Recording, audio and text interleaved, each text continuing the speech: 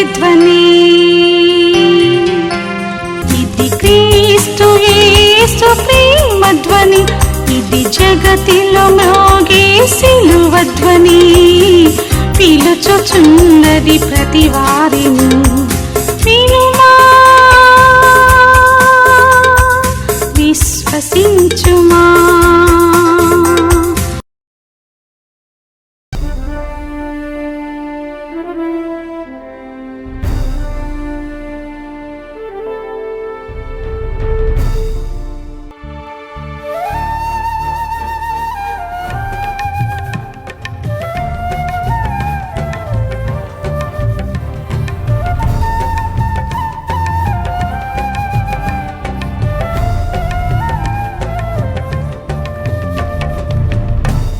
క్రైస్తవుడా, సైనికుడా, బలవంతుడా, పరిశుద్ధుడా, కదలిరావోయ్ నీవు కదలిరా, కదలిరావోయ్ నీవు కదలిరా, కదలిరావోయ్ నీవు కదలిరా, కదలిరావోయ్ నీవు కదలిరా. ఓ క్రైస్తవుడా, సైనికుడా, బలవంతుడా, పరిశుద్ధుడా, కదలిరావోయ్ నీవు కదలిరా, కదలిరావోయ్ నీవు కదలిరా, కదలిరావోయ్ నీవు కదలిరా, కదలిరావోయ్ నీవు కదలిరా. జాలరీ మనుషుల పట్టు జాలరీ, ఆత్మల కాయు కాపరి, అమృతమందించే ఆచారి, యేసుకై జీవించే పూజారి, యేసుకై జీవించే పూజారి. ఓ క్రైస్తవుడా, సైనికుడా, బలవంతుడా, పరిశుద్ధుడా, కదలిరావోయ్ నీవు కదలిరా. పడలే కదలిరావోయ్ నీవు కదలిరా, కదలిరావోయ్ నీవు కదలిరా, కదలిరావోయ్ నీవు కదలిరా.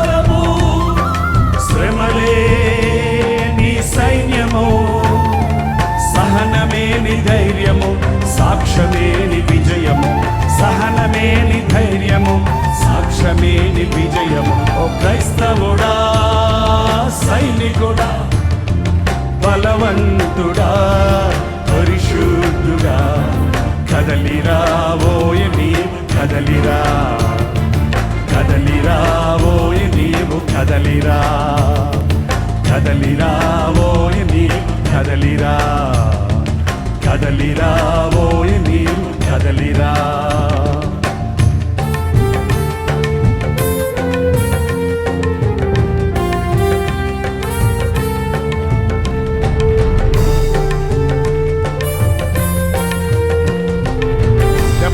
పాడండి మీ పుస్తకాల్లో, పాడదాం.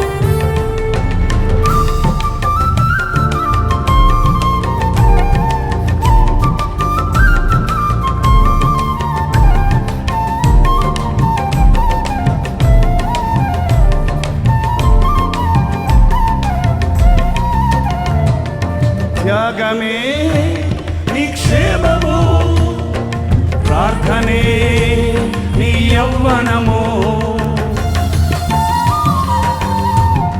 అందరూ పాడొచ్చు. త్యాగ వాక్యమే నీ క్షేమము, ప్రార్థనే నీ యౌవనము. వాక్యమే నీ బాణము, విశ్వాసమే నీ ఉద్యమము. వాక్యమే నీ బాణము, విశ్వాసమే నీ ఉద్యమము. క్రైస్తవుడా, సైనికుడా, బలవంతుడా, పరిశుద్ధుడా, కదలిరా ఓయ్ నీవు కదలిరా, కదలిరా ఓయ్ నీవు కదలిరా, కదలిరా ఓయ్ నీవు కదలిరా, కదలిరా ఓయ్ నీవు కదలిరా.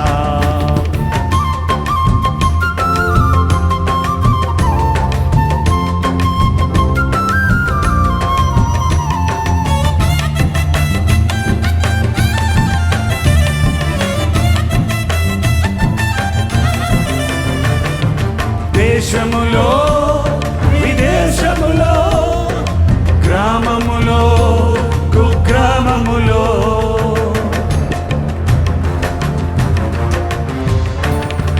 దేశములో విదేశములో, గ్రామములో కుగ్రామములో, అడవులలో కొండలలో పని ఎంతో ఫలమెంతో, అడవులలో కొండలలో పని ఎంతో ఫలమెంతో.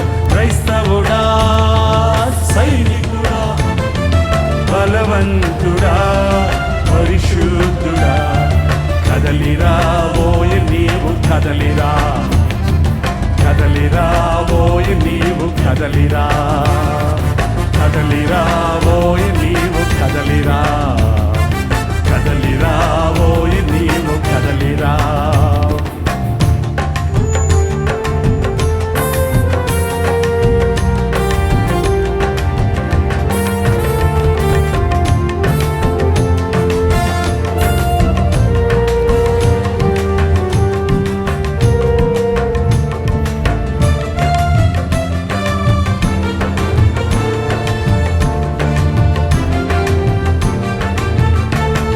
జయించిలే శరీరాన్ని, ధరించుకో శిరస్త్రాణాన్ని.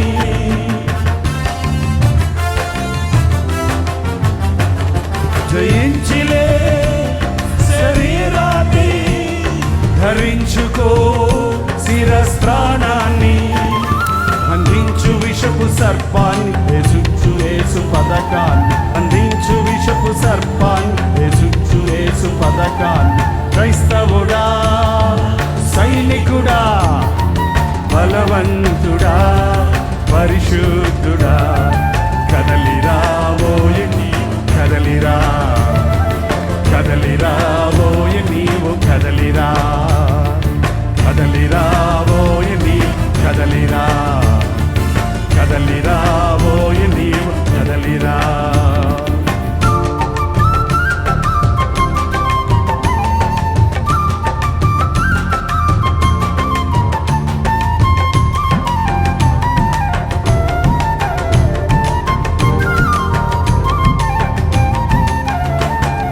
సిద్ధాంతపు గట్టు ధుమికిరా,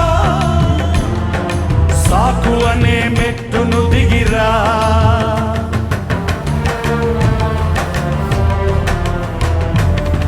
సిద్ధాంతపు గట్టు ధుమికిరా, సాకు అనే మెట్టును దిగిరా.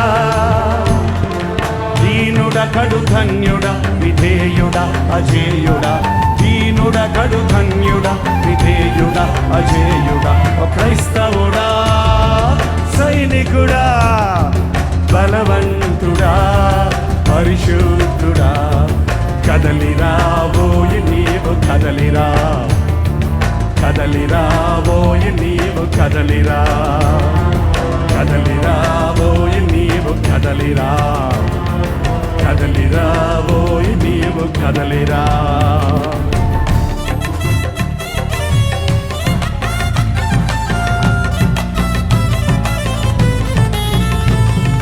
వాగ్దానపు భూమి స్వతంత్రించుకో, అధ్వానపు అడవి దాటి ముందుకు పో.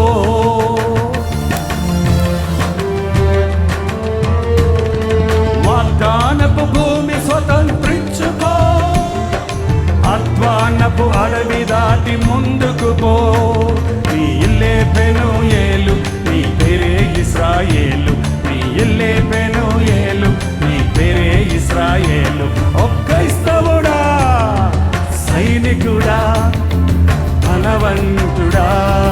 పరిశుద్ధుడా కదలిరావోయి నీ కదలిరా కదలిరావోయి నీవు కదలిరా కదలిరావోయి నీవు కదలిరా కదలిరావోయి నీవు కదలిరా కదలిరావోయి నీవు కదలిరా కదలిరావోయి నీవు కదలిరా కదలిరావోయి నీ కదలిరా కదలిరావోయి నీవు కదలిరా జాలరీ మనుషుల పట్టు జాలరీ ఆత్మల కాయు కాపరి అమృతమందించే ఆచారి ఇసుకై జీవించే పూజారి ఇసుకై జీవించే పూజారి ఓ క్రైస్తవుడా సైనికుడా బలవంతుడా పరిశుద్ధుడా కదలిరావోయి నీవు కదలిరా కదలిరావోయి నీవు కదలిరా కదలిరావోయి నీవు కదలిరా కదలిరావోయి నీవు కదలిరా. విజయవాడ పరిసర ప్రాంతాల్లో ఉన్న వారికి శుభవార్త. ప్రభుత్వమైతే ఈ నవంబర్ 27వ తారీఖు విజయవాడలో ద వెన్యూ కన్వెన్షన్లో 1 డే గెట్ టుగెదర్ మీ కొరకు ఏర్పాటు చేస్తున్నాం. విజయవాడ వాళ్ళకి కొరకే కాదండి, విజయవాడ చుట్టుపక్కల ఉన్న మీరందరూ ఒకప్పుడు గెట్ టుగెదర్లు పెట్టినప్పుడు వచ్చేవారు కదా. అటుపక్క మచిలీపట్నం, న్యూజివీడు, ఇటు అటు గోనదల, తెనాలి, మీరందరూ అన్ని ఊర్లు చెప్పాలంటే కుదరదు కదా. రండి, వాక్యము ద్వారా మేలు పొందుతున్న మిమ్మల్ని అందరినీ ముఖాముఖిగా చూడాలని, మీకోసం వ్యక్తిగతంగా ప్రార్థించాలని విజయవాడలో ద వెన్యూ కన్వెన్షన్ సెంటర్లో నవంబర్ 27వ తారీఖు 1 డే గెట్ టుగెదర్ ఏర్పాటు చేయబడుతుంది. మధ్యాహ్నం 2 గంటల నుంచి 5 గంటల వరకు, 6 గంటల నుంచి 10 గంటల వరకు 2 సెషన్స్ ఉన్నాయి. రండి, పాల్గొనండి, ముఖాముఖిగా చూసి మీకోసం ప్రార్థన చేయడానికి నాకు అవకాశం కలిగి చేయండి. తప్పకొస్తారు కదా.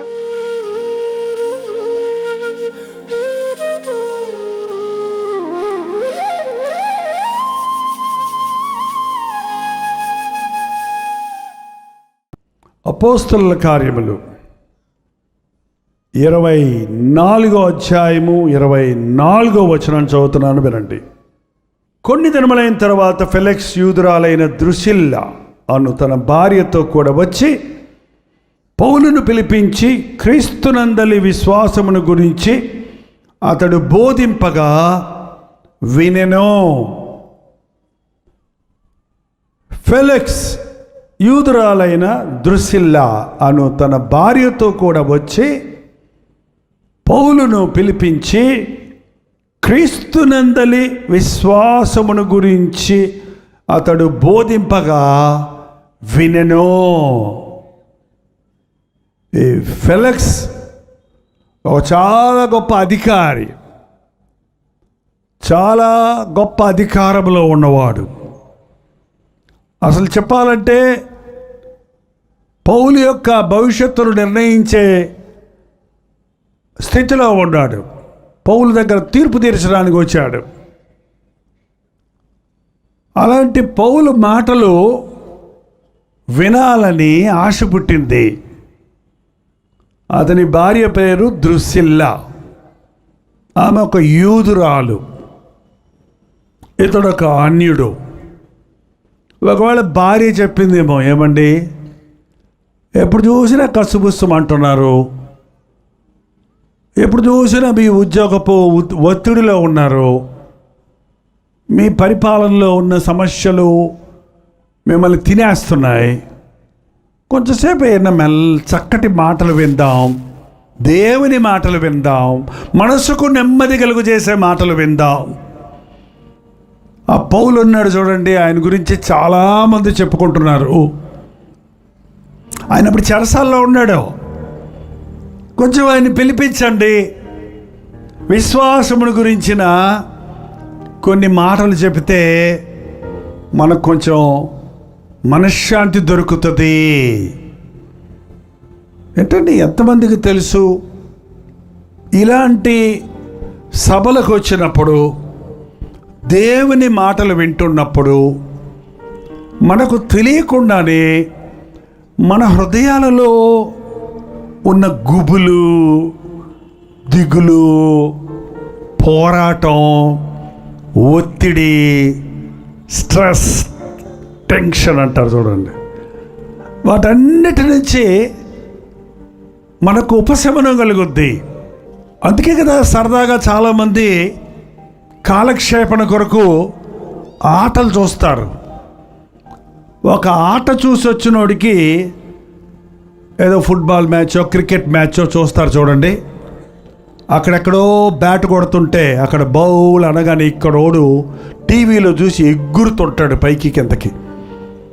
ఎంతసేపు ఎగిరినా అక్కడ ఏ టీం గెలిచినా ఈ వ్యక్తికి ఏమైనా దొరుకుద్దా, ఆ కాసేపు ఒక ఉద్రేకంతో కూడిన సంతోషం దొరుకుద్దేమో కానీ అతని జీవితంలో ఉన్న సమస్యలకు పరిష్కారమో దొరకదు. ఇదిగో ఈ రోజుల్లో చవకబారు హాస్యం ఏంటంటే జోక్స్ అంటే చాలామందికి ఇష్టం. కాసేపు నవ్వుకోవటం అంతే. అయ్యో, ఆ నవ్వినంతసేపే అసలు బాధ తీరద్దా, ఆ నవ్వినంతసేపు తెలియదేమో కానీ అయిపోయిన వెంటనే మళ్ళీ ఇంటికి పోవాలా. నిన్నే భార్య గొడవ పెట్టుకుంది, ఇవాళ ఏం చేస్తుందో, ఆ భార్య నిన్నే తాగొచ్చాడు, ఇవాళ ఏం తాగి వస్తాడో. ఏంటండి బాబా, దేవుడు ఇల్లు ఇచ్చాడు ఎందుకో తెలుసండి, సమాధాన నిలయంగా ఉండటానికి. ఒక పిట్ట ఎక్కడ ఎగిరినా, గాలి తుఫానుల్లో చిక్కుకున్నా, ఆ ఎండలో ఎగిరినా, ఆ గింజల కోసం ఎటు తిరిగినా, సాయంకాలం అయ్యేటప్పటికి పిట్టలు ఏం చేస్తాయండి, గూటికి చేరతాయి. దానికేం బిల్డింగ్ లేదు, కాంక్రీట్ బిల్డింగ్ లేదు, ఫ్లాట్స్ లేవు. ఓ చిన్న ఏమంటారు దాన్ని, గూడు కట్టుకుందంతే ఆ పొల్ల మొక్కలతో. అక్కడికి రాగానే ఆ నైట్ దానికి ఒక విధమైన ధైర్యం, నా గూటికి నేను చేరాను, ఇక్కడ నేను సురక్షితంగా ఉంటాను. దేవుడు మనకిచ్చిన గృహాలు, పిల్లలు పొద్దున్నే స్కూల్కి వెళ్తారు, ఇంటికి వచ్చేటప్పటికి అమ్మ ఉంటుంది, నాన్న ఉంటారు. అమ్మ నాన్నతోటి నా బాధలు చెప్పుకోవాలి, స్కూల్లో జరిగిన సంగతులు చెప్పుకోవాలి. పురుషుడు ఆఫీస్కి వెళ్ళి అలసిపోయి అక్కడ తిట్లు తిని వాళ్ళ బాసుల దగ్గర బుర్ర హీట్ ఎక్కేసి ట్రాఫిక్లో భయంకరంగా డ్రైవింగ్ చేయలేక వాడిని తిట్టుకుంటూ వీడిని తిట్టుకుంటూ ఇంటికి వస్తాడు. ఎందుకు గూటికి చేరేది, ఇంటికాడు భార్య కాస్త మంచినీళ్ళు ఇస్తుంది. టీ ఇస్తారా, మంచినీళ్ళు ఇస్తారమ్మా, ఏది ఎవరు అక్కడ ఉన్నాయి తాగిపో అంటారంట. ఇప్పుడు ఇంటికి వెళ్తే ఏంటండి అలసిపోయారు, ఇంతకుముందు పైటి చెంగుతోటి భర్త చెవడ పెడితే తుడిచేవాళ్ళంట, ఇప్పుడు చెవడ పెడితే తొడవరు సరి కదా, ఏం తెచ్చావు అని అడుగుతారంట వచ్చినట్టనే. నేను పొద్దున్న ఏదో చెప్పాను కదా, నాకు ఎర్రచీర కొనుక్కురమ్మా, నన్ను కొనుక్కురాలేదా, నువ్వెందుకు కొనుక్కొస్తావులే, నేనెందుకు గుర్తుంటావులే అని మళ్ళీ పెద్ద రభస అయిపోతుంది. మీ ఇల్లు ఎలా ఉందో నాకు తెలియదు కానండి, మీ ఇంట్లో యేసయ్య ఉంటే అక్కడ సమాధానం ఉంటుంది. యేసు ప్రభువు ఎక్కడుంటాడో అక్కడ ఎవడి గురించి వాడు ఆలోచించుకోడు, ఒకరి గురించి ఒకరు ఆలోచిస్తారు. భర్త గురించి భార్య ఆలోచిస్తుంది, భార్య గురించి భర్త ఆలోచిస్తాడు. అప్పుడు ఒకరి అవసరతలు ఒకరు తీర్చుకుంటారు, ఇద్దరి కొరతలు తీరుతాయి. ఈ లోకంలో సాతాను అనేవాడు ఒకడు ఉన్నాడండి. మీకు ఏమైనా తెలుసా వాడు? అబ్బే అస్సలు తెలియదండి అంటారేమో అనుకున్నాను. వాడు ఎందుకు తెలియదు, వాడు మా బెస్ట్ ఫ్రెండ్ అయితే అన్నాడు ఒక ఆయన. ఎవడంట బెస్ట్ ఫ్రెండ్ అంట వాడు? సాతానుగాడి తలంపులు, వాడి ఆలోచనలతోటే ఉన్నవాడు. ఎప్పుడు చూసినా సెల్ఫిష్ ఫెలో అండి. సాతాను ఎప్పుడు నిన్ను వాడేమన్నా నీకేదన్నా ఇచ్చాడంటే, నిన్నేమన్నా పొగిడాడంటే వాడు నిన్ను నాశనం చేయడానికి చేస్తున్నాడే తప్ప నీ మీద ప్రేమ ఉండి కాదండి. పొగడ్తలకు లొంగిపోకండి. దేవుడు ఉన్న ప్రభువు ఉన్న స్థలములో ప్రేమ ఉంటుంది.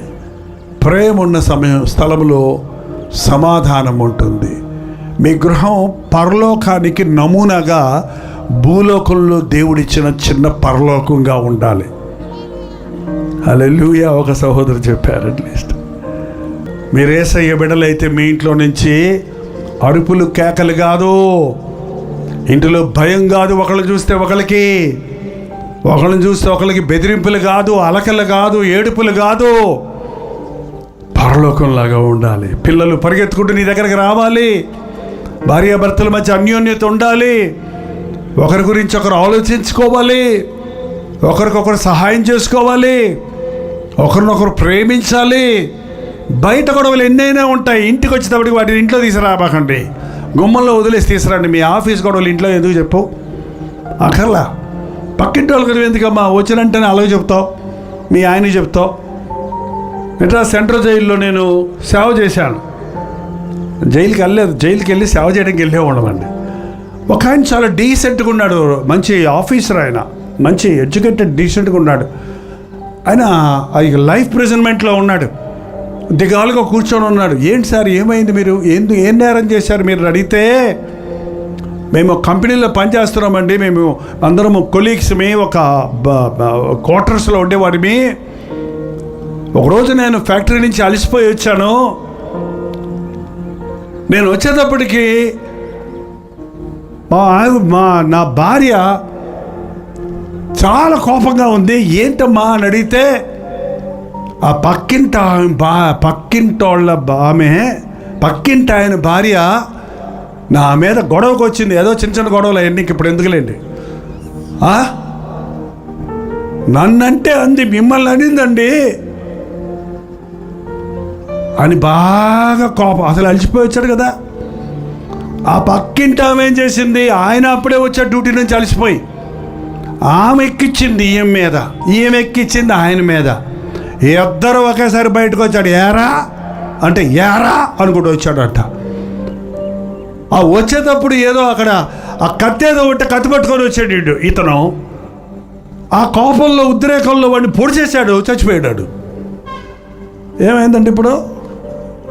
క్షణికమైన కోపం అండి. భార్య ఇచ్చిన ప్రేరేపణ వల్ల నేను వెనక ముందు ఆలోచించకుండా ఏదో తమాషాగా అన్నట్టుగా ఇట్లా అన్నాను. వాడేమో తగళ్ళు కూడా స్థలంలో తగిలింది, చచ్చిపోయాడు.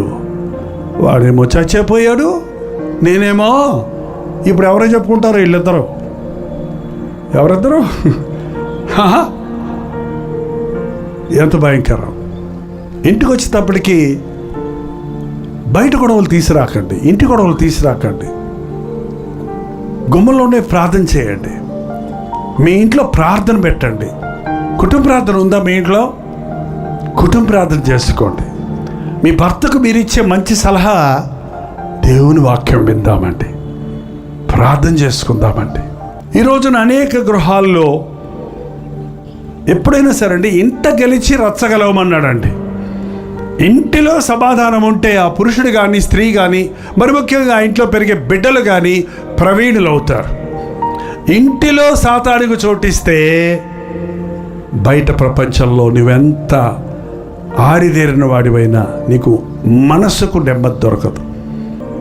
భార్య జ్ఞానవంతురాలైతే కుటుంబాన్ని కట్టుకుంటుందండి. జ్ఞానవంతురాలు తన ఇల్లు కట్టును, మూఢురాలు తన ఇల్లుని తన చేతులతో ఓడబెరుకును. ఒక చైనీస్ సామెత ఉంది, ఏమనంటే భార్య విధేయురాలైతే భర్త ఆమె గీసిన గీటు దాటడు. ఏంటంట? భార్య విధేయురాలైతే భర్త ఆమె గీసిన గీటు దాటడు. భార్య గయ్యాలైతే, చెప్పండి అమ్మా, ఫిలప్ ద బ్లాంక్స్, ఆయన ఇంటికి రాడు, వచ్చినా తాగొస్తాడు. ఎందుకయ్యా తాగుతున్నావు అన్నాను ఒక ఆయన్ని. నా భార్య అంటే నాకు భయం అండి అన్నాడు. భార్య అంటే భయం అంటే తాగడం ఏంటయ్యా అన్నాను. తాగితే ధైర్యం వస్తుందని అన్నాడు. అదేం ధైర్యం? మీ విధేయతతో ప్రేమతో కుటుంబాన్ని కట్టుకోవచ్చు. ఈమె స్థితి కూడా సరిలేదు, కానీ ఈమె యూదురాలు కనుక కొంచెం ఆశ ఉంది కాబట్టి తన భర్తను మార్చుకోవాలని ఆశపడిందో ఏమో, మనస్సు నెమ్మది కోసం పిలిపించుకుంది. పౌలు పాస్టర్ గారు ఈ రోజుల్లో పాస్టర్ గారు లాంటి వాడు కాదండి. ఆయన ఈ రోజుల్లో పాస్టర్ గారులు మీకే తెలుసు, నేను చెప్పక్కర్లా. ఈ రోజుల్లో పాస్టర్ గారులు మీ ఇంటికి వచ్చారంటే మిమ్మల్ని దీవించి దీవించి దీవించి దీవించి దీవించి మీరు పెట్టిందంతా ఆరగించి ఆరగించి ఆరగించి ఆశీర్వదించి పోతారు కదా. మీ ఇంటికి వచ్చినప్పుడు, ఒక దైవజనుడు మీ ఇంటికి వచ్చినప్పుడు మీ తప్పులెత్తి చూపిస్తే, మిమ్మల్ని గద్దిస్తే, దిద్దితే మీరు ఊరుకుంటారా? అందుకే పాస్టర్లు, మనుషులు మారట్లేదు, ఇప్పుడు పాస్టర్లే మారిపోతున్నారండి. కానీ వాక్యం మారదు, వాక్యం మారదు. నేను ఎక్కువ ఇళ్ళకి వెళ్ళనండి. వెళ్తే ఒక్కడిని వెళ్ళను, టీమ్గా వెళ్తాం.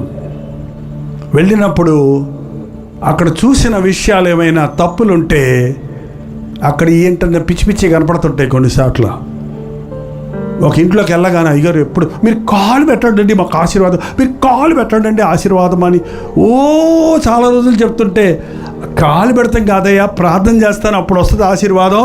సరే వస్తాను, నువ్వు ఎంత ఇష్టపడుతున్నావు అని వెళ్తే ఎదురుకుంటే ఒక పెద్ద క్యాలెండర్ ఉందండి. లోపలికి అడుగు పెట్టగానే ఇది మీలేనా అని అడిగాను. మా ఇల్లేనండి అయ్యారు అన్నాడు. మరి ఇదేంటయ్యా అన్నాను. ఇది శ్రీదేవండి అన్నాడు. ఇదేందయ్యా శ్రీదేవులు భూదేవులు మనకెందుకయ్యా? అబ్బే ఊరకొచ్చిందని తగిలించాను అంతేనండి. అక్కడక్కడ ఒక బట్టల కొట్లు ఇచ్చాడంట, తగిలించుకున్నాడు ఇంటి గుమ్మంలో. ఏంటండి తీసేయి ముందు. ఊరకొచ్చిందని ఏదైనా తాసుపాము ఇస్తాడు, ఊరకనే తగిలించుకుంటావు మీ ఇంట్లో? చెప్పండి. ఊరక ఇస్తాడు ఒక విషం బాటిల్, నీకు కాఫీలో కలుపుకొని తాగుతావా? ఏది ఊరకొచ్చిందని ఏది పడితే తెచ్చి ఇంట్లో పెట్టుకుంటే, ఏది పడితే ఊరకొచ్చిందని చెప్పి పనికి మళ్ళీ తీసుకొచ్చుకుంటే ఏమైపోద్ది నీ జీవితం, ఏమైపోద్ది నీ గృహం, ఏమైపోద్ది నీ కుటుంబం? ఊరకొచ్చిన దానికోసం కకృతి పడకండి. ఎప్పుడైనా సరే ఊరకొచ్చే అన్నీ ఒట్టొట్టియే. ఎవరో ఒక ఆమె స్పూన్ ఇస్తారని కుక్కర్ కొనుక్కుందట. స్పూన్ ఇస్తారని 3 రూపాయలమ్మా, 2 రూపాయల స్పూను, 300 రూపాయలు 500 రూపాయలు పెట్టి కుక్కర్ కొనుక్కుందంట. స్పూన్ కోసం 3 కుక్కర్లు ఆల్రెడీ ఉన్నాయి కుయ్యి కుయ్యి అంటానికి. మళ్ళీ ఇంకోటి ఎందుకు చెప్పండి? ఇది ఏంటో అట్రాక్షన్ వాళ్ళ మనుషులకి. మీరు 10,000 కొన్నారంటే మీకు 500 డిస్కౌంట్ అంటే, 500 డిస్కౌంట్ అంట అంటే 10,000 ఎక్కడ కడతారు వాళ్ళు? ఎందుకు కొట్టావు? ఎందుకండి ఊరకు వచ్చిన వారు ఇట్లాంటి ఉచ్చుల్లో పడి ఈ రోజున అనేకులు అప్పుల్లో పడిపోతున్నారు, సమాధానం పోగొట్టుకుంటున్నారు. అనవసరమైన వాటిని ఇంటిలో పెట్టుకొని దేవునికి స్థలం లేకుండా విస్తారమైన పనులు. లాక్డౌన్ టైంలోనండి అందరినీ దేవుడు ఇళ్లలో కూర్చోబెట్టేసి, ఉద్యోగాలు లేవు, స్కూళ్ళు లేవు, చర్చిలు లేవు, ఏమి లేవు, షాపులు లేవు, కొట్లు లేవు, బజార్కి వెళ్ళే పని లేదు, ప్లాజాలు లేవు, అన్నీ మూసిపడేశారు. అన్నీ మూసేసిన పోలానా అందరి ఇళ్లలో కూర్చున్నారు. నేనేమో ఒక్క వారం కూడా ఇంట్లో ఉంటే నాకు నిద్ర పడదు. చెప్పుకుంటూ పోతూనే ఉండాలి. అక్కడ మీటింగులు, ఎక్కడ మీటింగులు, గెట్ టుగెదర్లు తిరుగుతూనే ఉండాలి. నాకేం అర్థం కాలే. ఎట్టగరా బాబు ఇల్లు దాటకుండా ఎక్కడ కూర్చొని ఏం చేసేది నేను అంటే, ప్రభు అన్నాడు యూట్యూబ్లో సోషల్ మీడియాలో వాక్యం చెప్పు. అప్పుడు నా దగ్గర ఎక్విప్మెంట్ లేదు, మాకు అనుభవము లేదు.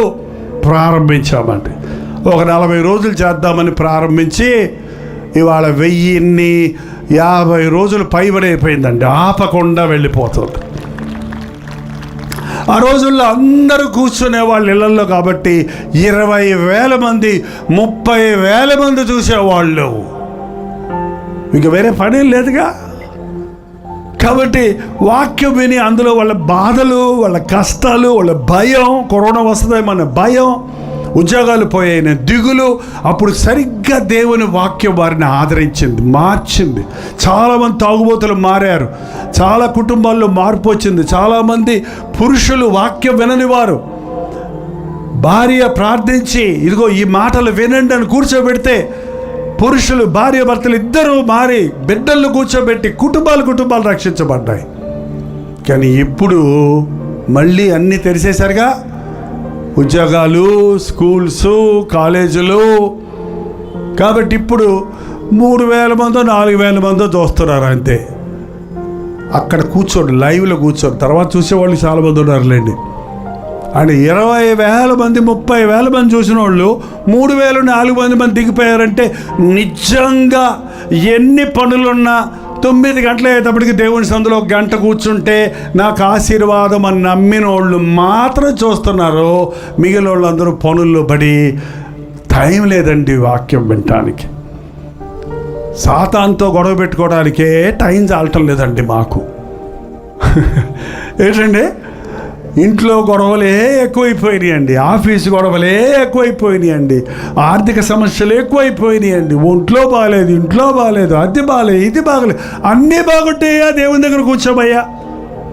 దేవుడి సన్నిధిలో కూర్చుంటే నీ సకల బాధల నుండి నీకు విడుదల కలుగుతుంది. ఆయన గుడారములో 1 దినము గడుపుట 1000 దినముల కంటే శ్రేష్టము. 3 సంవత్సరాలు ఇంచుమించు నువ్వు సంపాదించుకున్న దీవెన 1 రోజులో దేవుని సందులో కూర్చుంటే సంపాదించుకోవచ్చు అండి. ఈ 3 రోజుల మీటింగుల్లో కొన్ని గంటలే ఇక్కడ ఉంటున్నాం, కానీ ఈ మీటింగులో మీరు నిజంగా మీ హృదయాలను తెరిచి దేవుని మాటలు వింటే, దేవుని సన్నిధిలో మీ కష్టాలు, బాధలు, హృదయాలు కుమ్మరించుకుంటే, పరిశుద్ధాత్ముడు మిమ్మల్ని అభిషేకించినప్పుడు మీ జీవితంలో మునుపెన్నడూ చూడని దీవెనలు, మునుపెన్నడూ చూడనటువంటి ఆశీర్వాదం చూడగలుగుతారు. ఇక్కడే మాయలు, మంత్రాలు ఏమి లేవండి. వాక్యం శక్తి కలిగింది. నీ వాక్యము వెల్లడి అగుట తోడనే వెలుగు కలుగును. ఆయన తన వాక్కును పంపి వారిని స్వస్థపరచును. దేవుని వాక్యం వింటుండగానే మీ మనసులో ఉన్న కలవరాలు ఎగిరిపోతాయి, మీ శరీరంలో ఉన్న రోగాలు స్వస్థపడతాయి. ప్రత్యేక నూనె రాసి ప్రార్థన చేయాల్సిన అవసరం కూడా లేదండి, అక్కర్లేదు. పరిశుద్ధాత్మని సన్నిధి మన మధ్య ఉంది. నరాలలో ఉన్న ప్రతి విధమైన బలహీనత, రోగముల నుండి మనకు స్వస్థత కలుగుతుంది. అనుభవించి చూడండి, విశ్వసించి చూడండి. పిలిపించుకుంది ఎలాగన్నా తన భర్తను రక్షణలు నడిపిద్దామని పౌలును పిలిపించుకొని మాట్లాడితే, మన టైం అయింది కాబట్టి నేను కొంచెం ముందుకు వెళ్తున్నాను.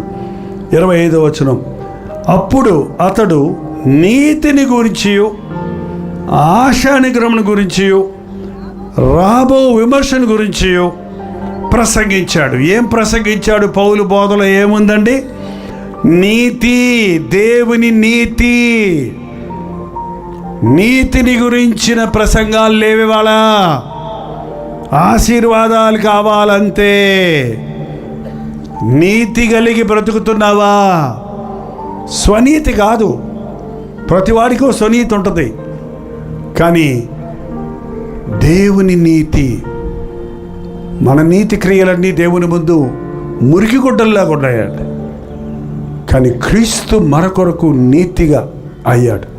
నీతి అంటే పరిశుద్ధత, యథార్థత, మనస్సాక్షికి వ్యతిరేకంగా జీవించకుండా ఉండటం. మీకు తెలుసో తెలీదు, వాక్యం వింటున్నప్పుడు, దేవుని వాక్యం వింటున్నప్పుడు మన మనస్సాక్షికి ప్రాణం వస్తుంది, మన తప్పులు మనకు గుర్తొస్తాయి. పరిశుద్ధాత్ముడు మన మనస్సాక్షిని రేపుతాడు, వెలిగిస్తాడు. నరుని ఆత్మ యెహోవా పెట్టిన దీపము, భక్తిహీనుని దీపము కారు చీకటిలో ఆరిపోవును. దీపం ఉంటేనే మనకి ఏంటని తెలుస్తుందండి. ఇంట్లో లైట్ ఉంటే కదా, మనస్సాక్షి ఒక వెలుగు, ఒక దీపం లాంటిది. నీ తప్పులు నువ్వు తెలుసుకోవడానికి ఒక అద్దం లాంటిది. కానీ అది భక్తిహీనుడు దీపం ఆరిపోయింది కాబట్టి నువ్వు ఏం చేసినా నువ్వు మంచోడుగానే కనపడతావు. క్రీస్తుని కలిగిన వాడు పక్కోళ్ళ సంగతి నాకు అక్కర్లా, నేను సరిలేను కాబట్టి నా జీవితాన్ని సరిచేసుకుంటా అనే మనసు కలిగి ఉంటాడు. నీతిని గురించి బోధిస్తున్నాడు. ఇక్కడ వాక్యం వింటున్నప్పుడు మీ స్థితి మీకు తెలియాలి, మీ పొరపాట్లు మీకు గుర్తు రావాలి. చచ్చిపోయిన మనసాక్షి ఉంటే, నిద్రపోతున్న మనసాక్షి ఉంటే మేల్కొల్పు కలగాలి. కాకినాడలో రోడ్డు మీద చిన్న మీటింగ్ పెట్టామండి. అంతా కొంచెం మామూలుగా బిందెలతో నీళ్లు పట్టుకుంటారు కదా పైపుల దగ్గర, ఆ చిన్న ఇల్లులో ఉండేవారు. ఆ రోడ్ల మీద పెట్టారు చాలా సంవత్సరాల క్రితం పెట్టి. ఆ రోజు ఎందుకో దేవుడు బూతు మాటల గురించి ఎక్కువ ప్రసంగంలో సగం భాగం బూతు మాటల గురించి చెప్పా. వాక్యంలో ఉంది కదా, మీ నోట బూతులైనను సరసోక్తులైన వట్టి మాటలు రాకూడదు అని. మీరు బూతులు ఆడతారా అని అంటే ఒకళ్ళు చూసుకున్నారు. వాళ్ళందరూ ఎందుకు చూస్తున్నారు నాకు అర్థం కాల. ఆ ఊర్లో ఆడిదేరిపోయిన బూతులన్నీ వాళ్ళ దగ్గరే ఉంటాయంట. అది ఎక్కడంటే రోడ్డు మీద నీళ్లు పట్టుకునే దగ్గర ఇక చూడు బిందెలతో మాటలతో పెద్ద యుద్ధమే జరుగుద్దట. ఏంటంటే మీటింగ్లు అయిన తర్వాత ఒక 2-3 నెలల తర్వాత పాస్టర్ గారు కలిశారు నన్ను ఒక చోట. అయ్యగారు, మీరు వచ్చి మీటింగ్ పెట్టి వెళ్ళిన దగ్గర నుండి మా గ్రామంలో బూతులు మాట్లాడుకోవడం మానేశారండి. ఎవడైనా పొరపాటున అలవాటుగా ఆ బూతు మాట నోట్లోకి వస్తే ఎదురుగుడున్నాడు జైపోల్ గారు ఏం చెప్పారో,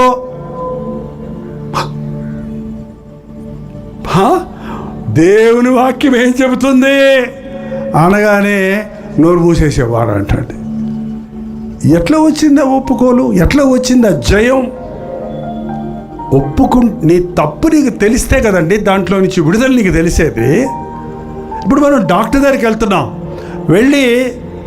వెళ్తే ముందు ఏం చేస్తారండి, ఇంతకుముందు చేయి పట్టుకొని చూసేవారు, నోరు ధరమనేవాడు, కళ్ళు ధరమనేవాడు, ఎర్రమందు తెల్ల మాత్రం ఇచ్చి పంపించేవాడు. ఇప్పుడు స్కానింగ్ తీసుకురాపో, బ్లడ్ రిపోర్టు, ఎక్స్రే రాసేస్తాడు, పర్ర 10,000 రూపాయలు వదులుతాయి. అవన్నీ చూసి ఏం లేదయ్యా నీకు, ఏం లేదు, ఈ విటమిన్ టాబ్లెట్ తినని 30 రూపాయలు టాబ్లెట్స్ పంపిస్తాడు. టెస్టింగ్లకి ఎంత? 10,000 మాత్రలు ఎంత? ఎందుకోసం ఆ టెస్ట్ చేశాడు? నీకేం జబ్బో తెలుసుకోవడం పెద్ద కష్టం ఆయనకి. జబ్బు తెలిస్తే మంది ఇవ్వటం, మన తప్పేదో మనం తెలుసుకుంటే మనకు విడుదల పొందడం చాలా సులభం అండి. మన తప్పులు మనకు తెలియక, మన సంగతి మనకు తెలియక మనం కొట్టుమిట్లాడుతున్నామే. కానీ ప్రభు వెలుగు మనకు వచ్చినప్పుడు మన తప్పులు మనకు తెలుస్తాయి. దేవుని నీతిని గురించి మనం వింటున్నప్పుడు మనం ఎక్కడున్నాం, దేవుడు ఎక్కడ ఆశిస్తున్నాడు నన్ను, నేను ఎక్కడున్నాను అని నువ్వు తెలుసుకుంటావు. ప్రభువా నాకు సహాయం చేయమని ప్రార్థిస్తావు. నీతిని గురించి, ఆశా నిగ్రహముడి గురించి చెప్పాడు. ఒక క్రైస్తవుడు ఫలించాలి. మీరు ఎన్ని సంవత్సరాల నుంచి క్రైస్తవులో నాకు తెలియదు, కానీ నేను 50 ఏళ్ళ నుంచి క్రైస్తవుండి. క్రైస్తవుడు క్రీస్తులో ఎదుగుతున్నప్పుడు ఫలిస్తాడు. ఫలించినప్పుడు ఆత్మ ఫలమేమనగా ప్రేమ, సంతోషం, సమాధానం, దయాళత్వము, దీర్ఘశాంతము, సాత్వికము, మంచితనము, ఆశా నిగ్రహము. నువ్వు యేసు ప్రభువు బిడ్డ అన్నప్పుడు నీ ఆశ దురాశగా ఉండకూడదండి. డబ్బు కోసం యేసు ప్రభువుని నమ్ముకునే వాళ్ళు ఉన్నారండి. పొగడ్తల కోసం క్రీస్తును నేను ఎరగనని చెప్పి బొంకే వాళ్ళు ఉన్నారండి. అయ్యో, వారికి శ్రమ. ఆశా నిగ్రహం కలిగి ఉండాలని బోధిస్తున్నాడు పౌలు. మీ ఆశలన్నీ ఏంటో చెప్పండి, మేము అన్నీ అయి తీరేటట్టు ప్రార్థన చేస్తామని చెప్తున్నారు ఇవాళ బోధకులు. అమ్మా నీవు కోరినట్లు నీకు జరుగును గాక. నేను ఇంటికి వెళ్తాడికి నాకు పెద్ద గొలుసు కావాలి, బంగారపు గొలుసు. ఎగదామని కోరికలు. మా పక్కింటి ఆయన అస్తమానం నా మీద గొడవకు వస్తున్నారు. నేను వెళ్ళేటప్పటికి ఆయన పక్షవాతం వచ్చి కొట్టుకుంటా ఉండాలి. ప్రభువా ఇదే నా ఆశ నాయన.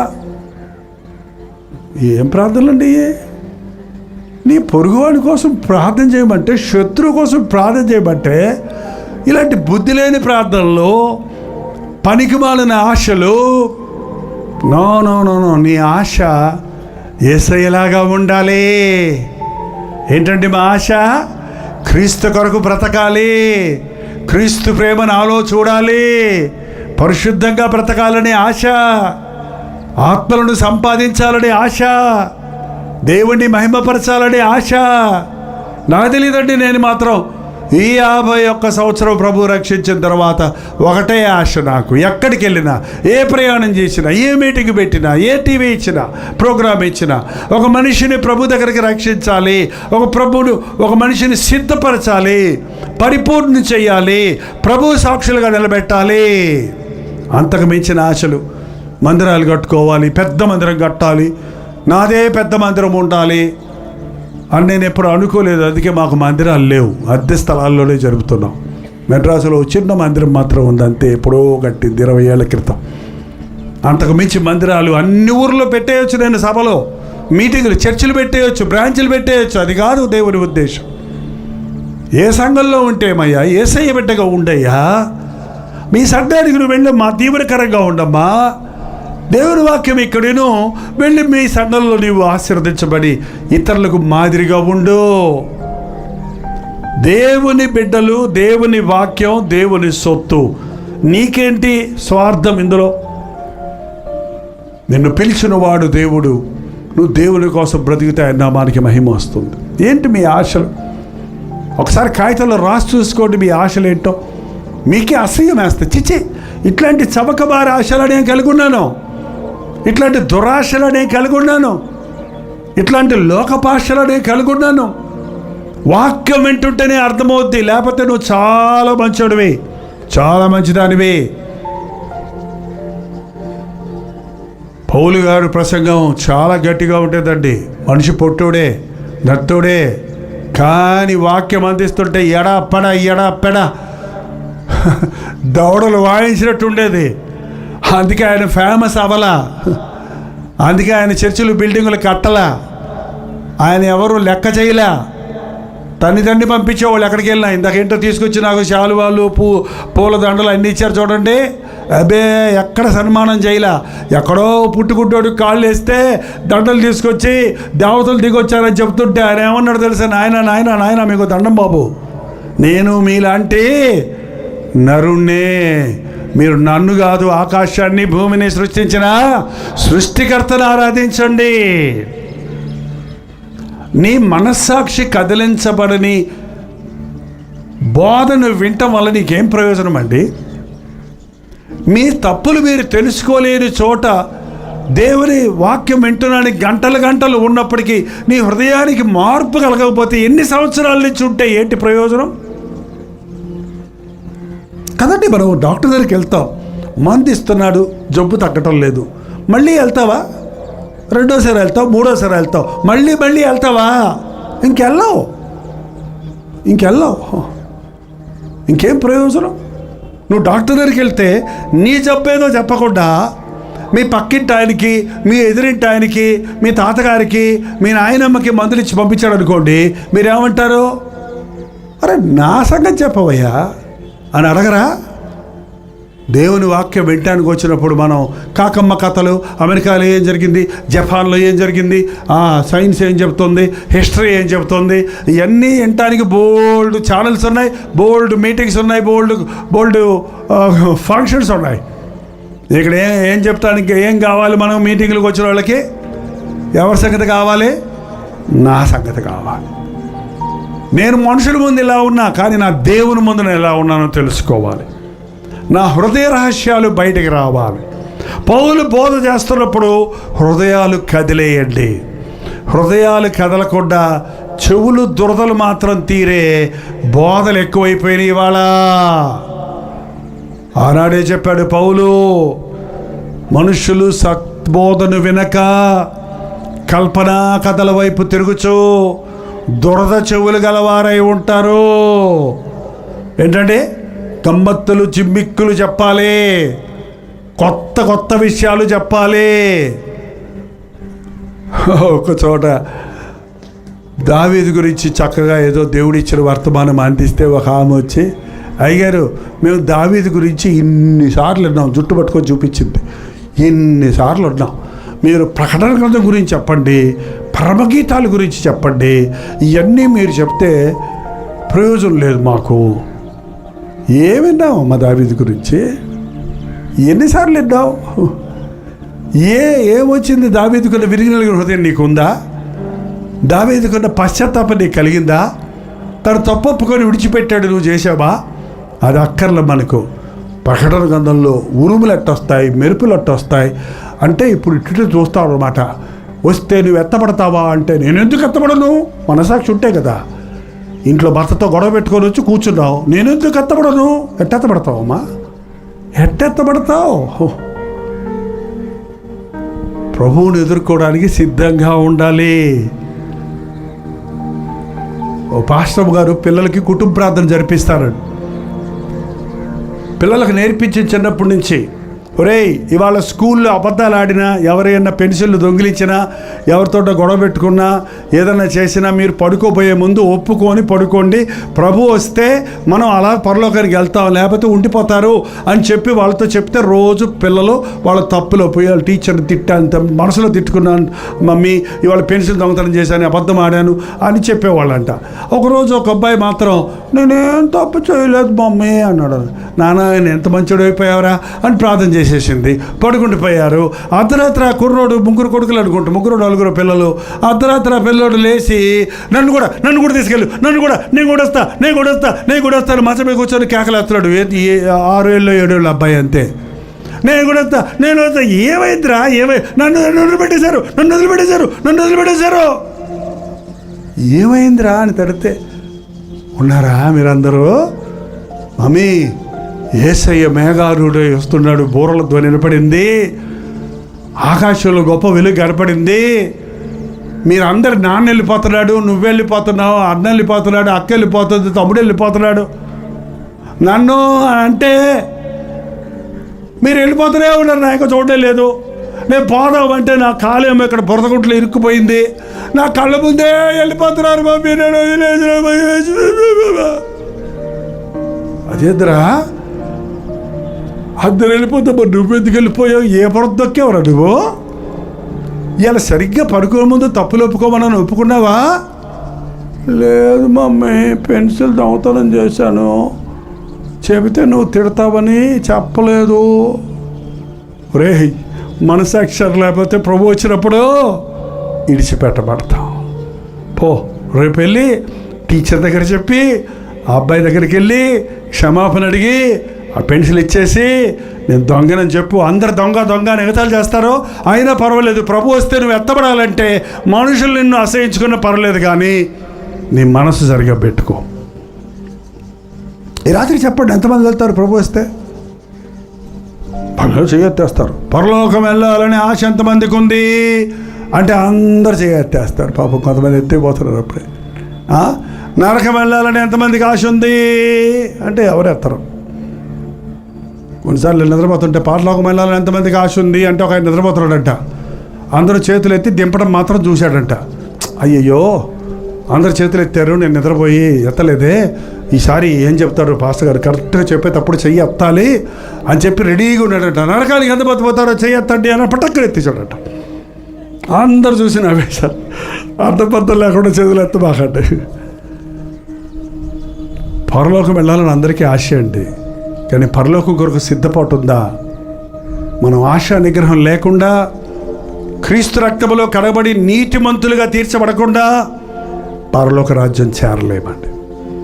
పౌలు ఎప్పుడైతే నీతిని గురించి, ఆశా నిగ్రహముల గురించి, రాబోవు విమర్శల గురించి ప్రసంగించాడో, రాబోవు ఉగ్రత, రాబోవు తీర్పు, ఈరోజు తప్పించుకోవచ్చు నువ్వు, కానీ రేపు దేవుని సింహాసనం ముందు తప్పించుకోలేవు.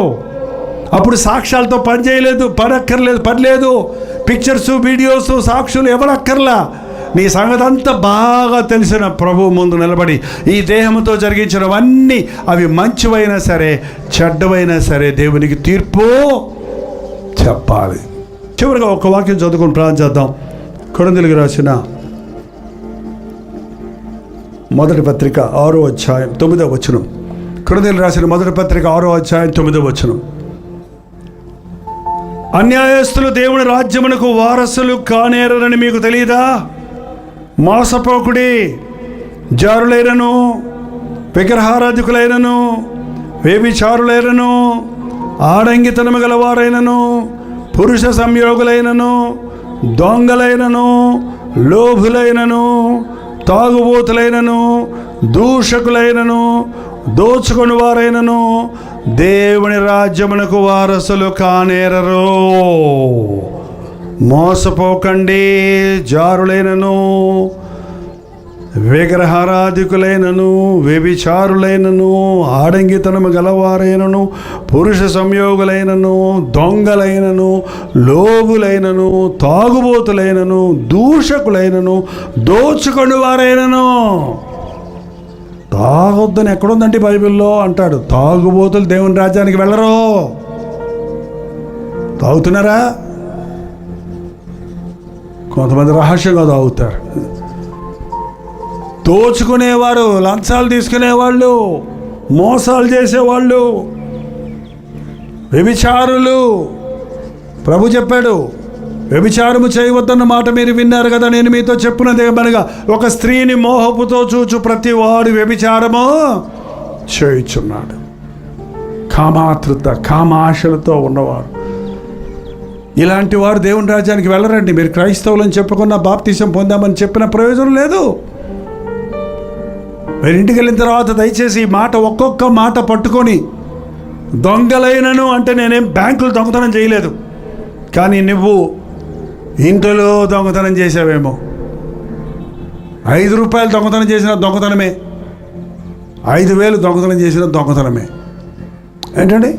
దొంగిలించిన అన్ని తిరిగి ఇచ్చేశాడు జక్కయ్య.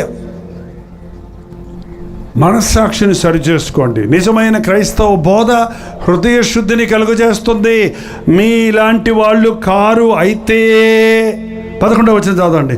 మీలో కొందరు అట్టివారై ఉంటారు, కానీ ఏదో ఒకటి ఉంది, అలాంటిది ఉంది. కానీ ప్రభు అయిన యేసుక్రీస్తు నామమున మన దేవుని ఆత్మయందు మీరు కడుగబడి పరిశుద్ధపరచబడిన వారై.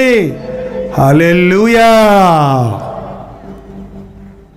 గతములో నీవు అలా ఉన్నావేమో, ఇంకొండొద్దు. ఇప్పటిదాకా ఉన్నావేమో, ఇక మీదట ఉండొద్దు. మీలో కొందరు అలా ఉన్నారేమో, కానీ ప్రభు అయిన యేసుక్రీస్తు మూలముగా, ఆయన నామములో, దేవుని ఆత్మ వలన మీరు కడగబడి పరిశుద్ధపరచబడి నీతిమంతులుగా తీర్చబడ్డారు. ఏంటండి? ఒక బంగారం ఆ టాయిలెట్లో పడిపోయింది అనుకోండి అమ్మా, తీసుకుంటారా? తీసుకోరా? యాక్ అంటనే ఉంటారు. కానీ 3 తులాల బంగారం ఎట్లా పోగొట్టుకునేది? ఎట్టగల కళ్ళు మూసుకొని ఏదో గ్లవ్ వేసుకొని చెయ్యి పెట్టి తీస్తారు కదా. తీసి చేతుల్ని దాన్ని పెట్టి బాగా డెటాల్ వేసి, అది వేసి, ఇది వేసి శుభ్రం కడిగి వాసన చూస్తే ఇంకా వస్తుంది. ఏం చేస్తారండి? అది చూస్తే కక్కుసే గుర్తొస్తుంది. ఏం చేస్తారు అప్పుడు? ఆ కంసాలోడు తీసుకుపోతాడు. నేనా దీన్ని కొంచెం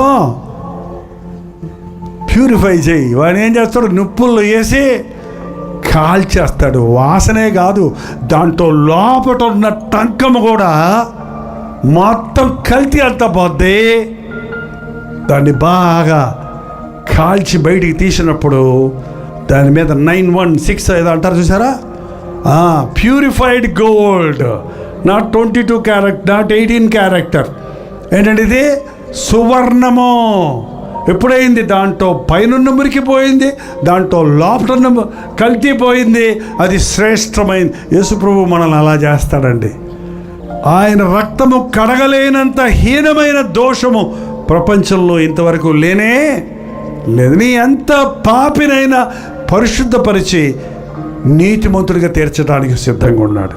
కానీ నువ్వు అంగీకరిస్తే, నువ్వు విశ్వసిస్తే, నీ హృదయాన్ని ఆయనకి ఇస్తే అద్భుతం చూస్తావు. ఈ ప్రసంగం చేసి పౌలు ముగించేటప్పటికీ వెంటనే మోకాళ్ళ మీద పడ్డాడు అనుకున్నారా ఫెలిక్స్? అలాగా నా కోసం పౌలా నా కోసం ప్రార్థన చేయి అన్నాడు అనుకున్నారా?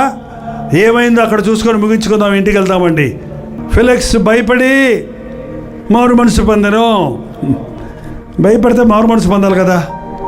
ఫెలిక్స్ మిగ్గులో భయపడి, ఇప్పటికి వెళ్ళుమో నాకు సమయం అయినప్పుడు నిన్ను పిలువని అనిపించదని చెప్పాను. బాబోయ్ భయం వేస్తుందయ్యా, ఇంకెళ్ళి ఇంక చాలులే, అంత పెట్టకు, నేను మళ్ళీ కావాల్సినప్పుడు పిలిపించుకుంటానులే, నాకు ఇంకా సెటిల్ చేయాల్సినవి చాలా ఉన్నాయి, నువ్వు చెప్పినట్టు ఉంటాం కుదరదు, నేను అనుభవించాల్సినవి ఉన్నాయి.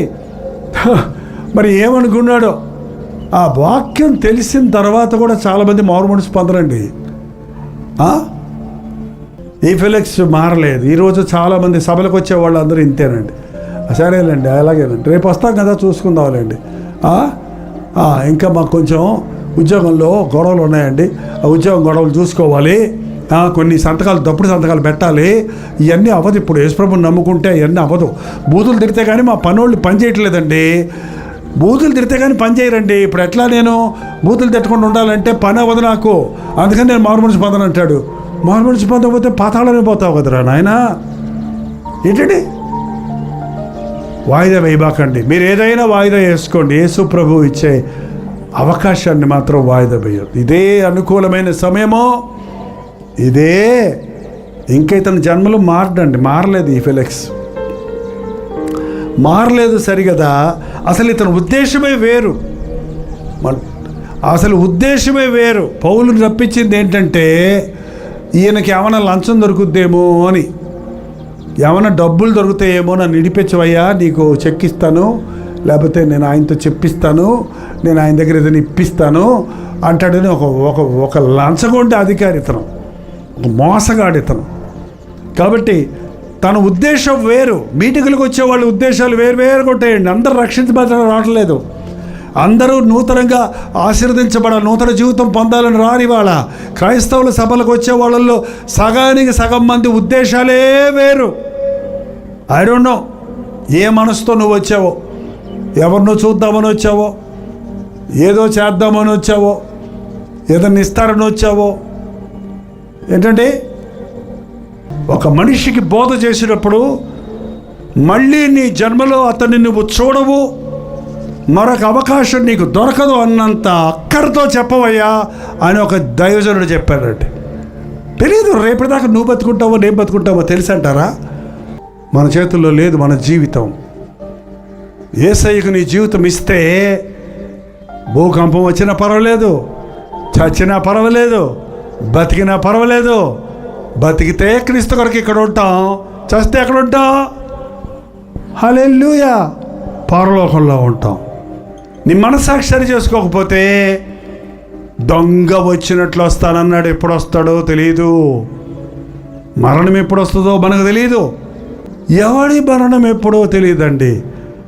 మరణించిన తర్వాత జీవితం ఉంది, తీర్పు ఉంది. అది లేని బోధ సంపూర్ణ క్రైస్తవ బోధ కాదు. అలాంటి తీర్పు తప్పించుకునే మార్గం ఉంది. ఆ మార్గమే యేసుక్రీస్తు.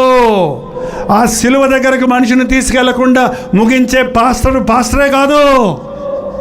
నా దగ్గరకు రావయ్యా నేను ప్రార్థన చేస్తాననేవాడు దైవజనుడు కాదండి. యేసు దగ్గరికి వెళ్ళండి. ఆయన మీ పాపముల కొరకు ప్రాణం ఇచ్చిన వాడు, ఆయన మిమ్మల్ని బతికించేవాడు, రక్షించేవాడు, క్షమించేవాడు, ఆయన నిత్య రాజ్యానికి మిమ్మల్ని వారసుడిగా చేసేవాడు. ఆయనను వెంబడించండి, ఒక మనిషిని వెంబడించకండి. నీ కొరకు ప్రాణం ఇచ్చిన ప్రభువును వెంబడించండి. ఆయన వైపు చూచి రక్షణ పొందండి. నేనే మార్గమును జీవమును సత్యమునై ఉన్నానని చెప్పిన యేసును వెంబడించేవాడు ఎలాంటి పరిస్థితుల్లోనైనా సరే సాతానుకు గుచ్చి తలగ్గడు, లోకానికి లొంగడు. ఎంత గొప్ప రక్షణ ఉచితంగా ఈ రాత్రి మనకు ప్రభు ఇస్తున్నాడు. మీలో కొంతమంది రక్షించబడి ఉంటే మీ మనస్సాక్షి సరి చేసుకోనండి. దయచేసి స్థలం వచ్చండి, ప్రార్థన చేద్దాం. కొద్ది క్షణాల్లో వెళ్ళిపోతున్నాం. ప్రార్థన సమయంలో వెళితే పరిశుద్ధాత్మని యొక్క అభిషేకాన్ని మనం కోల్పోతాం. కొన్ని క్షణాల్లో వెళ్ళిపోతున్నాం. ఇప్పుడు నిజంగా ప్రభు వస్తే నీవు ఎత్తబడతావా? మరణం వస్తే ఆయన రాజ్యానికి చేరతామా? ఒక్క నిమిషం పరిశీలించుకుందాం. మనస్సాక్షి లేచింది, మీ మనస్సాక్షి మేల్కొంది, మీ మనస్సాక్షి. నీ తప్పులు తెలుస్తున్నాయి. పరిశుద్ధాత్ముడు మన మధ్య సంచరిస్తున్నాడు. పాపముని గురించి, నీతిని గురించి, తీర్పుని గురించి ఒప్పింపజేసే పరిశుద్ధాత్ముని అభిషేకం ఈ ఆవరణలో ఉంది. లైవ్లో వీక్షిస్తున్న వారులారా, మీ తప్పులు మీరు తెలుసుకున్న స్థితిలో ఉన్నారా? యేసుక్రీస్తు ఎంత నీతిగా పరిశుద్ధుడిగా నీ కొరకు జీవించాడో ఆ స్థాయిలో ఉండవలసిన నీవు ఏ స్థాయిలో ఉన్నావో దేవుని పరిశుద్ధతను ఎరిగితే నీ అపవిత్రత నీవు తెలుసుకోగలుగుతావు. ఏ రోజు నువ్వు ఊరుకుంటే రేపు తీర్పు ఉంది. ఆయన తీర్పు తప్పించుకోలేము. అప్పుడు రోధించిన క్షమాపణ లేదు.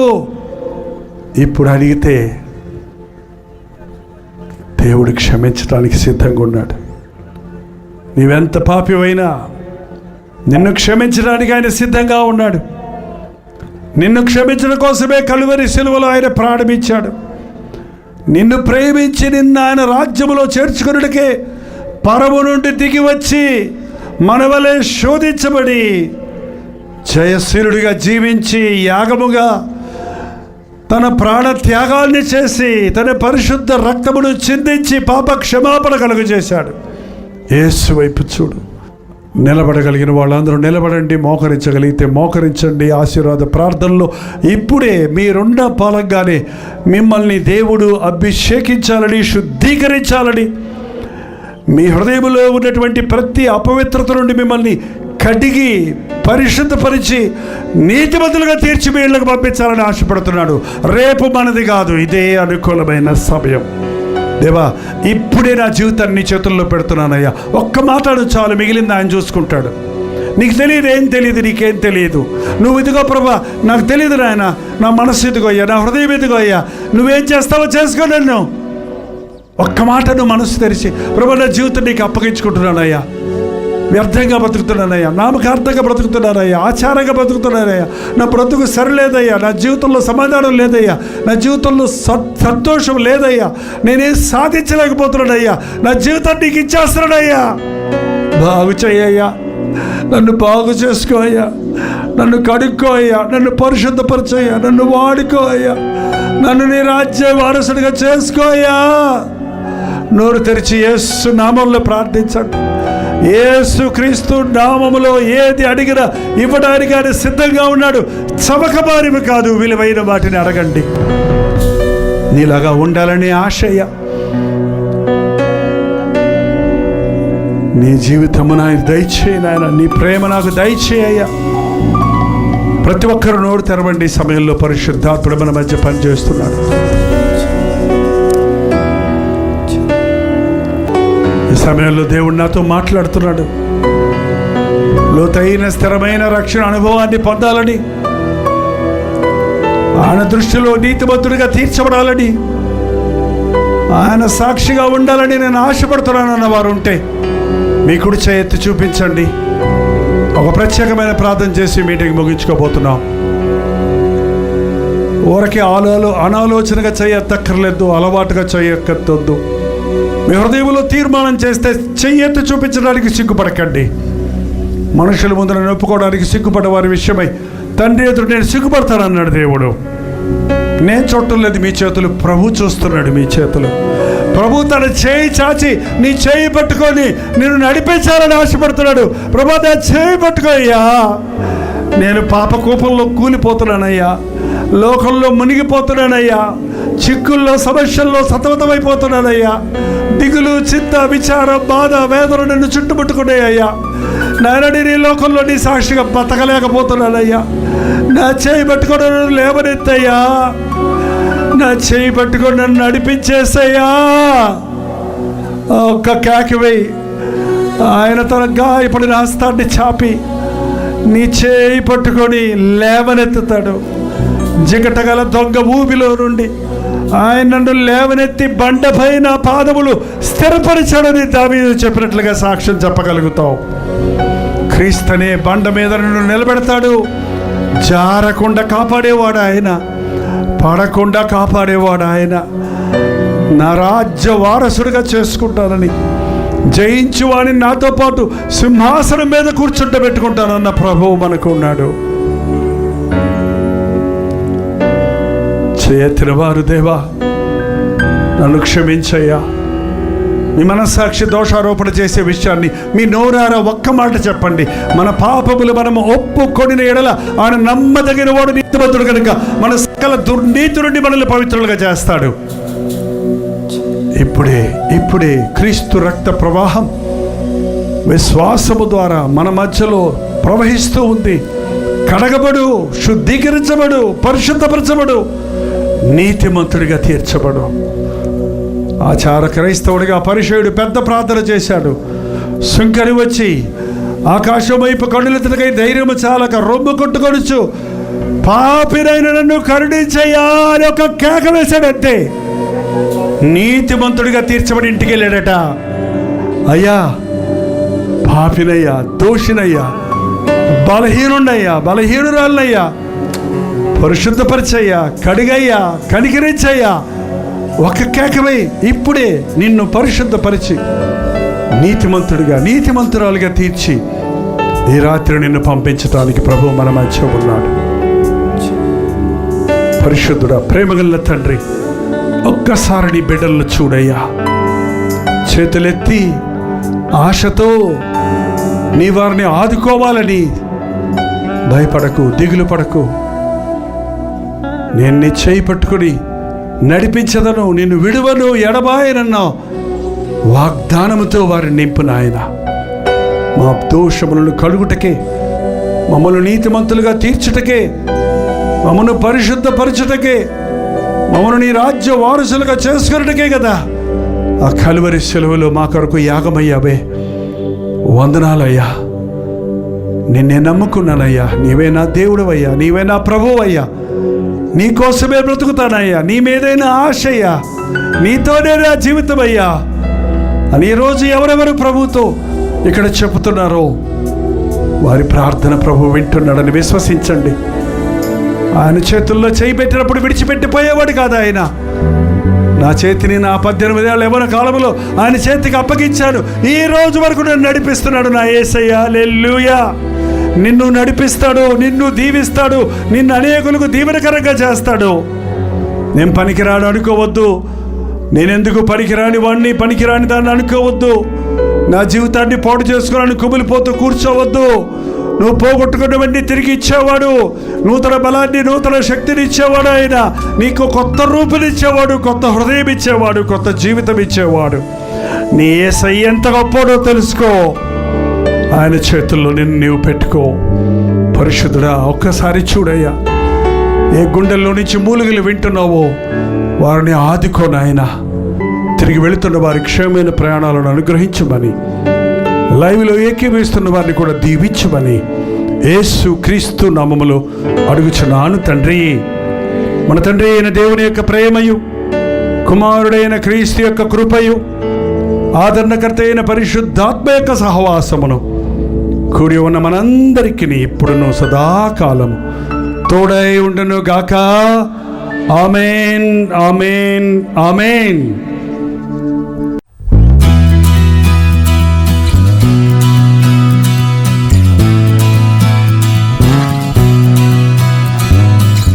హల్లెలూయా. న్యూఢిల్లీ పరిసర ప్రాంతాల్లో ఉన్న వారికి శుభవార్త. ప్రవచితులైతే ఈ నవంబర్ 12వ తారీఖున YWCA కాన్స్టంటియా హాల్లో 1 డే గెట్ టుగెదర్ను న్యూఢిల్లీలో మీ కొరకు ఏర్పాటు చేస్తున్నాం. మధ్యాహ్నం 2 గంటల నుంచి 6 గంటల వరకు, అలాగే 6 గంటల నుంచి 9 గంటల వరకు జరిగే ఈ 2 సెషన్స్ తెలుగువారు, హిందీవారు, తమిళ వారు మీరు పాల్గొంటారని మనందరం కలిసి దేవుడిని స్తుతించడానికి, ప్రార్థించుకోవడానికి, ముఖ్యంగా టీవీ ద్వారా, సోషల్ మీడియా ద్వారా వాక్యం వింటున్న మిమ్మల్ని ముఖాముఖిగా చూడాలని, మీకోసం ప్రార్థించాలని, వ్యక్తిగతంగా మీకోసం ప్రార్థించాలని వెళ్ళి వస్తున్నాం. రండి, పాల్గొనండి, దైవాశీస్సులు పొందండి.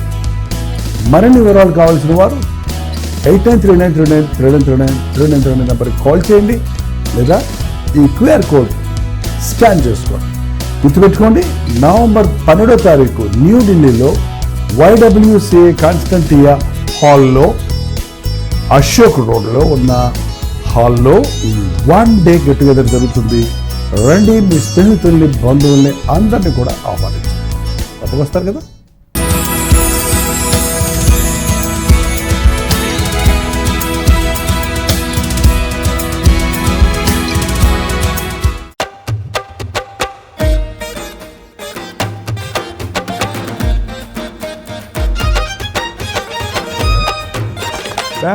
బెంగళూరు పరిసర ప్రాంతాల్లో ఉన్న వారికి శుభవార్త. ప్రభుత్వమైతే డిసెంబర్ 4వ తారీఖు మరొకసారి మీ బెంగళూరు వస్తున్నాం. మధ్యాహ్నం 2 గంటల నుంచి 5 గంటల వరకు, 6 గంటల నుంచి 10 గంటల వరకు 2 సెషన్స్గా 1 డే గెట్ టుగెదర్ను బెంగళూరులో ఏర్పాటు చేస్తున్నాం. రాగలిగిన వాళ్ళందరూ వచ్చి, వీలైతే 2 సెషన్స్కి వచ్చి దేవుని ఆశీర్వాదాలు పొందండి. సంవత్సరాంతంలో ఉన్నాం. మీరు బెంగళూరు చుట్టుపక్కల అనేక ప్రాంతాల నుంచి కూడా వస్తున్నారు. మధ్యాహ్నం సెషన్లో మీరు హాజరై అవసరమైతే మీరు ఈవినింగ్ వెళ్ళిపోవచ్చు. గుర్తుపెట్టుకోండి, డిసెంబర్ 4వ తారీఖు మధ్యాహ్నం 2 గంటల నుంచి 5 గంటల వరకు, అలాగే 6 గంటల నుంచి 10 గంటల వరకు 2 సెషన్స్ హడ్సన్ కమ్యూనిటీ సెంటర్లో బెంగళూరులో ఈ 1 డే గెట్ టుగెదర్ ఏర్పరచబడుతుంది. మరిన్ని వివరాలు కావాల్సిన వాళ్ళు 8939393939 అనే నెంబర్కి మీరు కాల్ చేయండి, లేదా QR కోడ్ ఇవ్వబడింది, మీరు స్కాన్ చేసుకోండి. మరి వాట్సాప్ మెసేజ్ పెట్టండి, మీకు అడ్రస్ వివరాలు పంపించబడతాయి. ముఖాముఖి మిమ్మల్ని చూడాలని, వ్యక్తిగతంగా మేము మీకోసం ప్రార్థన చేయాలని మేము బెంగళూరు వస్తున్నాం. కల్వరి దర్శనం టీవీ కార్యక్రమాల ద్వారా, సోషల్ మీడియా ద్వారా దేవుని వాక్యం వింటున్న మిమ్మల్ని అందరినీ దేవుడు నిండారా దీవించి ఆశీర్వదించాలని మీ కొరకు ప్రార్థిస్తున్నాం. ఈ యొక్క మీటింగ్ ద్వారా మిమ్మల్ని మరింతగా బలపరచాలని, ముఖాముఖిగా చూసి మీ లోపాలు తిప్పుతాలని ఈ గెట్ టుగెదర్ ఏర్పాటు చేయబడుతుంది. రండి, దీవించబడండి. వందనాలు. దేశాల్లో అన్ని జాతుల్లో అన్ని వంశాల్లో ప్రతి మనుషునికి యేసు ప్రేమను చూపించుదాం, యేసులోనే నడిపించుదాం. యేసు ప్రేమను చూపించుదాం, యేసుతోనే సాగిపోదాం.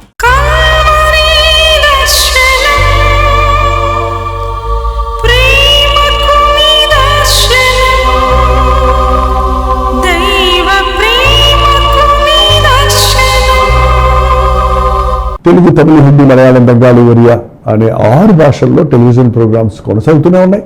భారతమైన పరిచయంలో మీరు సహకరించాలని ఆశిస్తే, ప్రభువు మిమ్మల్ని ప్రేరేపిస్తే మీ విరాళాలు, కానుకలు పంపించవచ్చు. అవి నేరుగా టీవీ ఛానల్స్కి వెళ్తే అందులో ఏది మేము మా సొంత ఖర్చుల కొరకు ముట్టుకోవట్లేదు, వేరే పరిచయ కొరకు ముట్టుకోవట్లేదు. టెలివిజన్ పరిచయలో ఇంకా సువార్త వినని వారికి అది అందించాలని ఆశతో 20 సంవత్సరాలుగా కొనసాగుతున్న పరిచయం కొరకు ప్రార్థించండి, ఈ సహకారాన్ని అందించండి.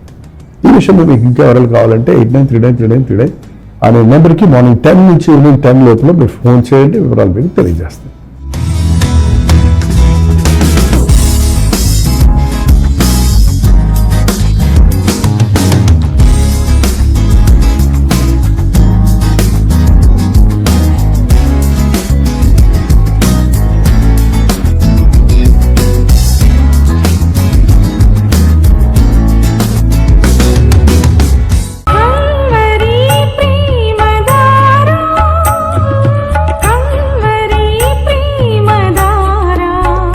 కల్వరి ప్రేమధార అనే మా ద్విమాస పత్రికను ఈ మధ్య త్రైమాస పత్రిక అంటే 3 నెలలకి ఒక్కసారి మాత్రమే ప్రింట్ చేయగలుగుతున్నాం. మరి గత 40 సంవత్సరాల పైబడి కొనసాగుతున్న ఈ పత్రికను ఆపు చేయటం ఇష్టం లేక దీన్ని త్రైమాస పత్రికగా మార్చున్నాం. మీరు కల్వరి ప్రేమధార పత్రికను చదువుతున్నారా?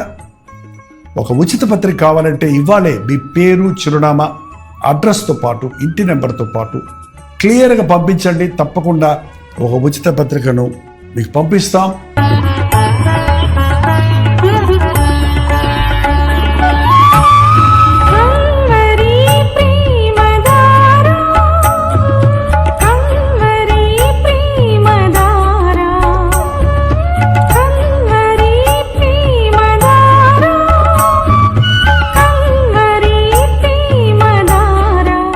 ఒక నిమిషం, మీ ఆధ్యాత్మిక జీవితాన్ని బలపరిచే అనేక పుస్తకములు, బైబిల్ సంబంధించిన పుస్తకములు, మీ సమస్యలకు పరిష్కారాలు కలుగజేసేవి, మీ ఆధ్యాత్మిక జీవితాన్ని బలపరిచేవి, మీ విశ్వాసమును వృద్ధి చేసేవి, యవనస్తులకు, స్త్రీలకు, పురుషులకు, అలాగే కుటుంబాలకు ఉపయోగకరమైన వర్తమానాలతో నిండిన అనేక పుస్తకములు, ఇంచుమించు 50 పుస్తకములు సిద్ధపరుచున్నాం. 50 పుస్తకాలు మీకు కావాలంటే ఇప్పుడే 08939393939 నెంబర్కి కాల్ చేసి తెలుసుకోండి.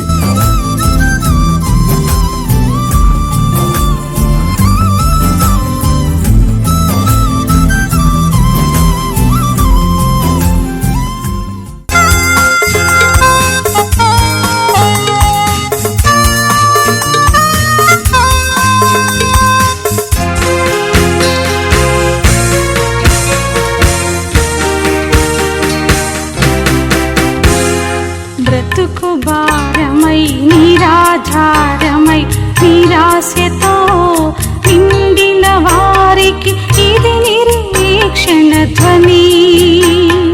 బ్రతుకు భారమై నిరాధారమై నిరాశతో నిండిన వారికి ఇది నిరీక్షణ ధ్వని. నలిగిన హృదయములా ధ్వని, నలిగిన హృదయములా